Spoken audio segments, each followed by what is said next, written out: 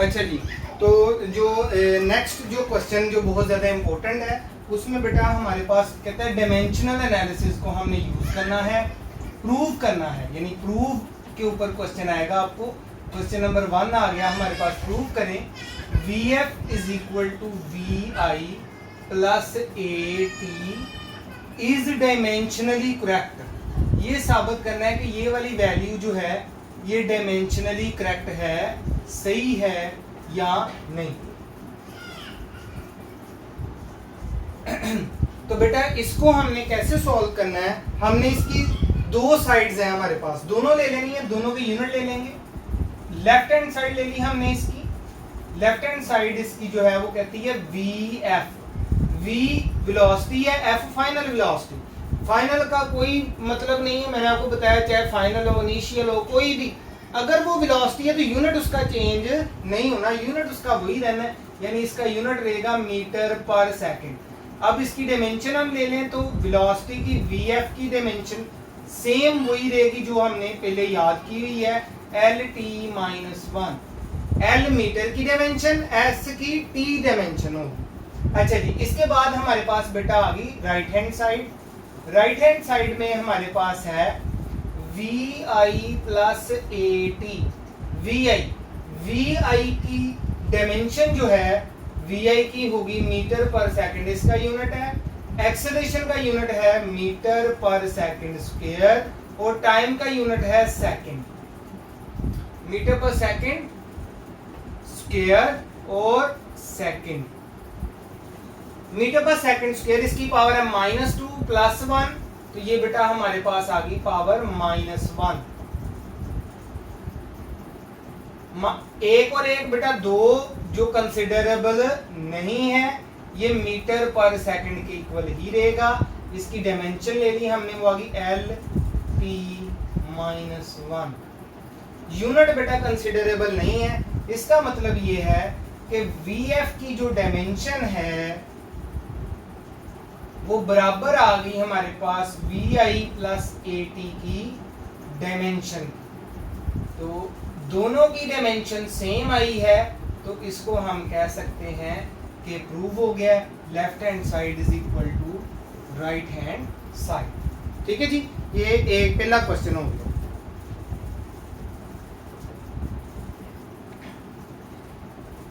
जी बेटा, दूसरा क्वेश्चन जो हमारे पास है वो है कि हमने कहता है प्रूव करें E is equal to MC square. ये प्रूव वाले क्वेश्चन है, तो कहता है प्रूव करना है। क्वेश्चन नंबर 2 है हमारे पास, E किसके इक्वल है, MC स्क्वायर के। ये भी डायमेंशनली करेक्ट है, ये क्वेश्चन क्या है, डायमेंशनली करेक्ट इक्वेशन है। इसमें बेटा E हमने उसी तरह लेफ्ट हैंड साइड ले ली। लेफ्ट हैंड साइड में हमारे पास E है, E किसको कहते हैं, एनर्जी को कहते हैं, और एनर्जी का हमने मुकम्मल डायमेंशन भी निकाली हुई है, लेकिन आप इसे लिख लें, this is equal to work done. Work done मतलब product of force and displacement FD। F का यूनिट आ गया बेटा kilogram metre per second square, और D का यूनिट आ गया मीटर। तो metre into metre, metre square हो जाएगा, तो ये यूनिट आ जाएगा हमारे पास kilogram metre square per second square. अब इसकी अगर हमने डायमेंशन लिखनी है तो E की डायमेंशन होगी ML स्क्वायर T-2। ये हमारे पास लेफ्ट हैंड साइड आ गई। राइट हैंड साइड की बात करते हैं। राइट हैंड साइड में हमारे पास है MC square. MC square, M बेटा मैस को कहते हैं, यूनिट इसका लिख लेंगे, मैस का यूनिट होता है किलोग्राम। C स्पीड को कहते हैं, C क्या है, speed of light, speed of light, यानी यूनिट उसका वही रहना है जैसे आपको मैंने बताया, स्पीड हो, वेलोसिटी हो, ठीक है, किसी भी चीज की स्पीड हो जाए, चाहे स्पीड ऑफ लाइट है, चाहे स्पीड ऑफ एयर है, चाहे स्पीड ऑफ साउंड है, कोई भी स्पीड आ जाए, फार्मूला इसका चेंज नहीं होना, यूनिट इसका फार्मूला चेंज हो सकता है, यूनिट इसका चेंज जो है वो नहीं होना, यूनिट इसका वही रहना है मीटर पर सेकंड। तो यूनिट हमने एज इट इज इसका यूनिट यहाँ पे लिख लिया, मीटर पर सेकंड और सारे पे स्क्वायर है तो एज इट इज हमने स्क्वायर ले लिया। इसे ओपन किया हमारे पास आ जाएगा kilogram metre square per second square. इसकी डायमेंशन ले लेते हैं तो हमें पता चलेगा लेफ्ट हैंड साइड जो है वो इक्वल आ गई हमारे पास राइट हैंड साइड के, तो ये भी फार्मूला हमारा प्रूव हो। अच्छा जी, 3 रह गए हैं बस फार्मूले जो हमने प्रूव करने हैं, ड्राइव करने हैं। अब 3 इसके ऊपर जो 3 क्वेश्चन है वो डेरिवेशन के ऊपर हैं। एक और क्वेश्चन है जो हम प्रूव में कर सकते हैं, ये भी पेपर में आया हुआ है क्वेश्चन, बहुत ज्यादा इंपॉर्टेंट है। कहता है प्रूव करें v is equal to f into L over m is dimensionally correct. इसका स्क्वायर रूट जो है वो डायमेंशनली करेक्ट है, ये हमने साबित करना है। तो हमने उसी तरह लेफ्ट हैंड साइड हमारे पास वही आ गई है, स्पीड v, इसका यूनिट वही रहेगा मीटर पर सेकंड, डायमेंशन इसकी सेम एल टी माइनस 1, क्योंकि इसको आगे लिखने हैं हम। तो दिस इंप्लाइज दैट v की डायमेंशन जो है वो है L T minus 1। Similarly right hand side हमने ले ली।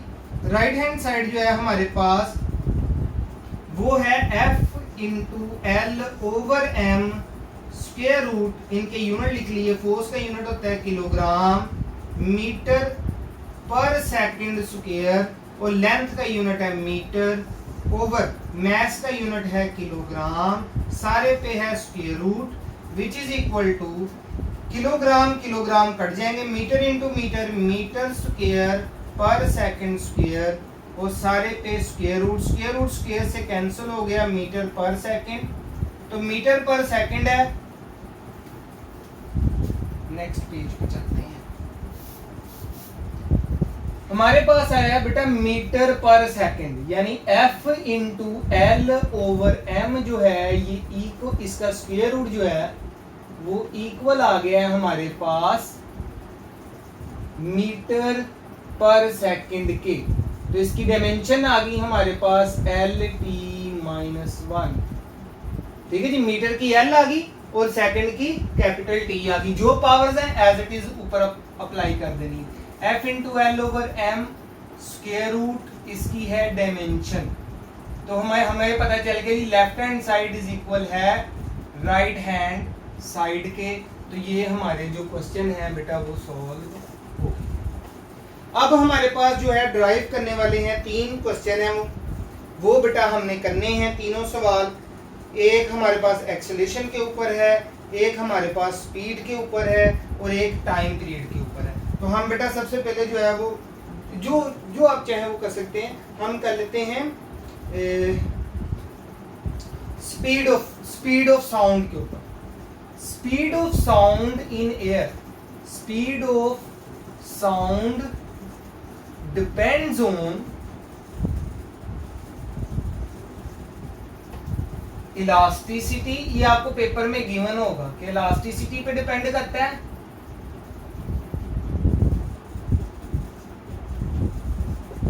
And density. मैं जरा क्वेश्चन को शॉर्ट कर रहा हूं, ठीक है। हमने इसका फार्मूला ड्राइव करना है, ठीक है जी। क्वेश्चन मैंने शॉर्ट कर दिया कि स्पीड ऑफ साउंड 2 चीजों पर डिपेंड कर रहा है, यंग मॉडुलस ऑफ इलास्टिसिटी और डेंसिटी के ऊपर।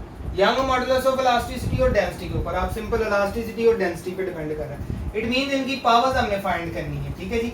तो स्पीड का फार्मूला आ गया v, ये डिपेंड कर रहा है, डिपेंड का सिंबल होता है प्रोपोर्शनैलिटी साइन, तो ये प्रोपोर्शनल है।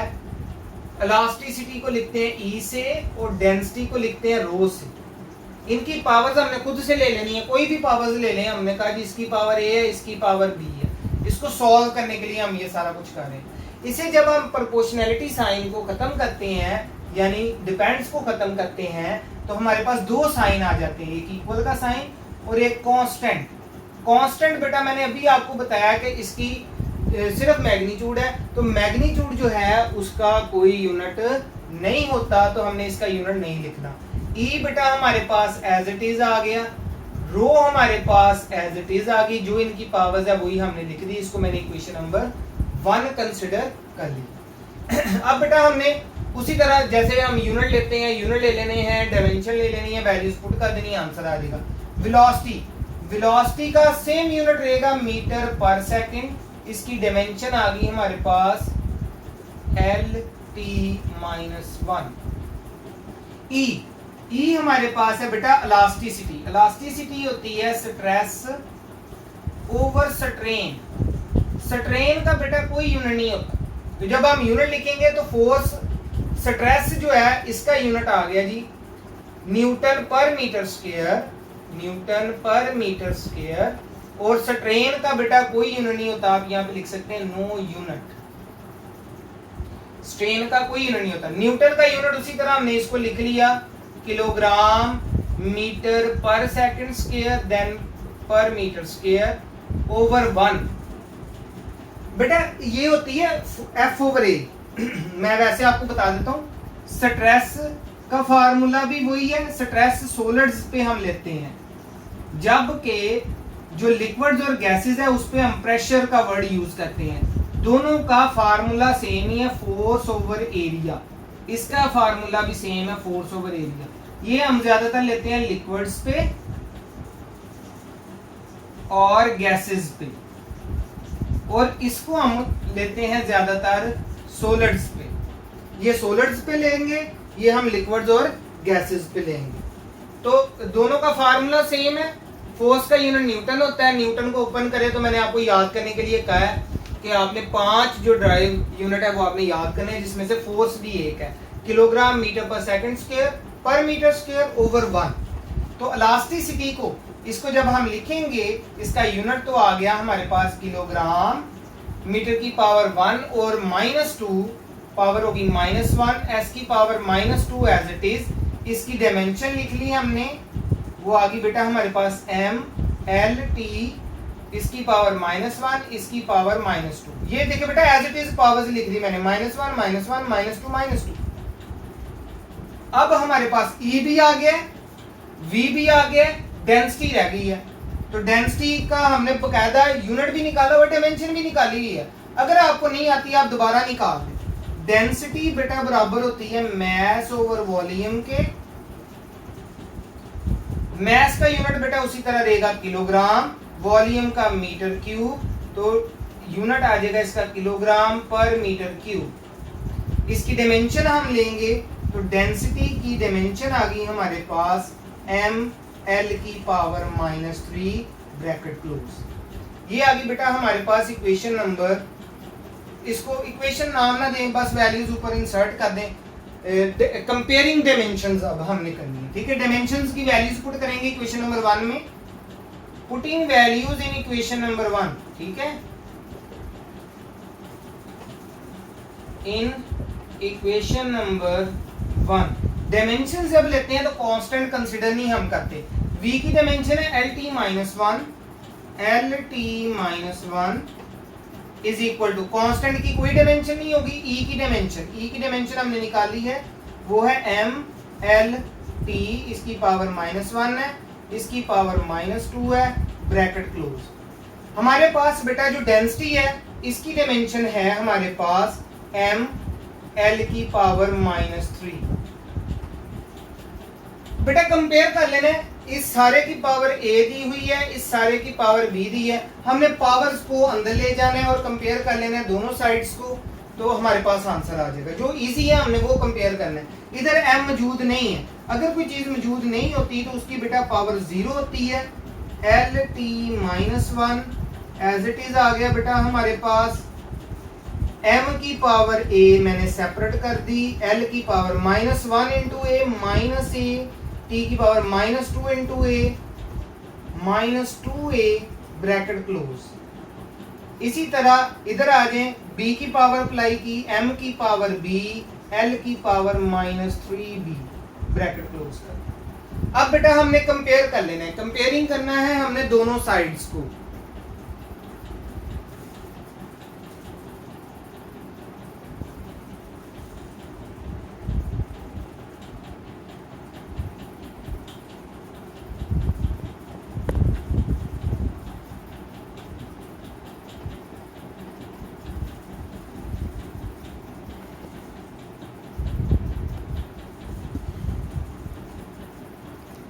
जी बेटा, हमने दोनों साइड्स को कंपेयर करना है, तो यहाँ पे आप लिख भी सकते हैं कंपेयरिंग बोथ साइड्स।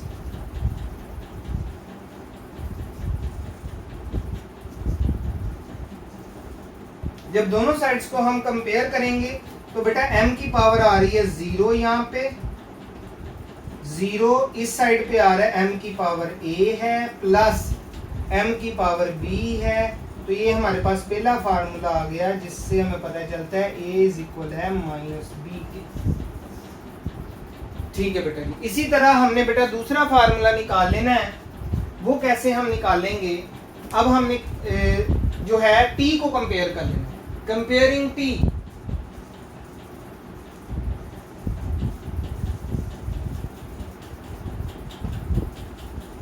t को बेटा हम कंपेयर करने लगे हैं दोनों साइड्स के ऊपर। तो बेटा हमारे पास एक साइड पे t की पावर है -1, दूसरी साइड पे हमारे पास t की पावर आ रही है -2a। इसके अलावा कहीं भी हमारे पास नहीं आ रहा, -2a। Minus minus cut cancel हो जाएंगे, a हमारे पास आ जाएगा जी 1/2।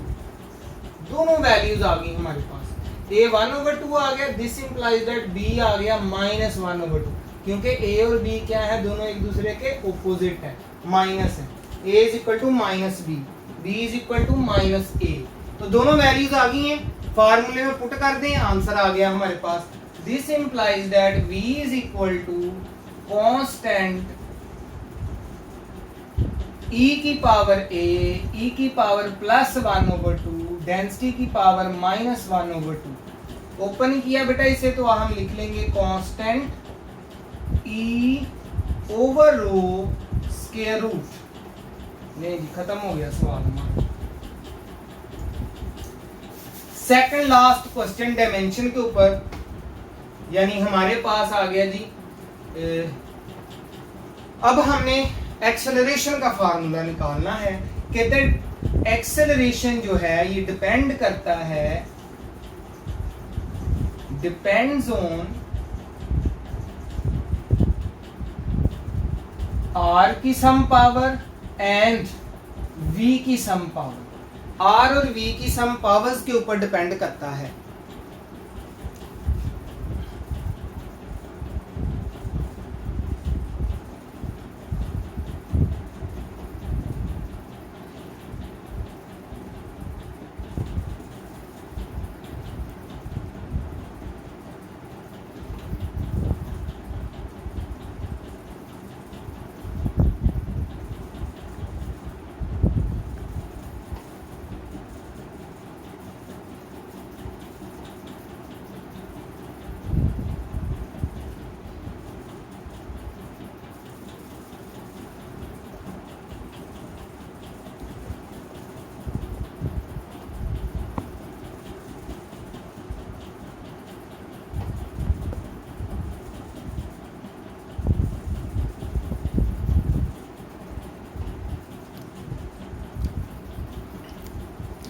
तो एक्सेलरेशन बेटा, एक्सेलरेशन हमारे पास आ गया जी a, it depends on r की पावर n, v की पावर m। उसी तरह बेटा हमने यूनिट्स ले लेने। a का यूनिट आ गया बेटा हमारे पास metre per second square, dimension आ गई a की बेटा हमारे पास LT-2, वेलोसिटी आ गई हमारे पास metre per second square, dimension आ गई वेलोसिटी की हमारे पास LT-1। रेडियस है, रेडियस का यूनिट होता है मीटर, डायमेंशन आ गई रेडियस की L। तो इन फार्मूलोज को इक्वेशन नंबर 1 में हम पुट कर देंगे। पहले इसे ओपन करेंगे। a is equal to constant r की पावर n, v की पावर m, वैल्यूज इंसर्ट कर दी। a की जगह पे आ गया हमारे पास LT-2, कांस्टेंट खत्म हो गया। r की जगह पे आ गया l की पावर n और v की जगह पे LT-1 इसकी power m। Comparing both sides, comparing both sides, दोनों साइड्स को हमने कंपेयर कर लेना है। दिस इंप्लाइज दैट एल की हम बात करते हैं, एल को कंपेयर करें, इसकी पावर यहाँ पे 1 है, कोई पावर नहीं लिखी हुई तो पावर होती है 1। 1 इज इक्वल टू इधर पावर है n प्लस इधर पावर है m। This implies that m is equal to 1 minus n। t को कंपेयर कर लिया, comparing t on both sides, इधर है पावर -2, इधर है power -m। This implies that m is equal to 2। Put in equation number 1, equation number 1 में put कर दें, 2 is equal to 1 minus n, ये इधर आके प्लस हो गया, इधर आके माइनस हो गया, n is equal to 1 minus 2। This implies that n is equal to -1। तो दोनों बेटा वैल्यूज हमारे पास आ गई, m की वैल्यू भी आ गई, n की वैल्यू भी आ गई। तो आपके जो डायमेंशंस के ऊपर जितने भी क्वेश्चंस है वो सारे बेटा कंप्लीट हो गए। Thank you so much. मेरे चैनल को सब्सक्राइब करें, वीडियो को लाइक करें। इंशाल्लाह ताला अगर कोई चीज़ बेटा समझ नहीं आई तो आप मुझे कमेंट में बता सकते हैं, मैं आपको दोबारा इसको एक्सप्लेन कर दूंगा। थैंक यू सो मच, बहुत बहुत शुक्रिया आपका।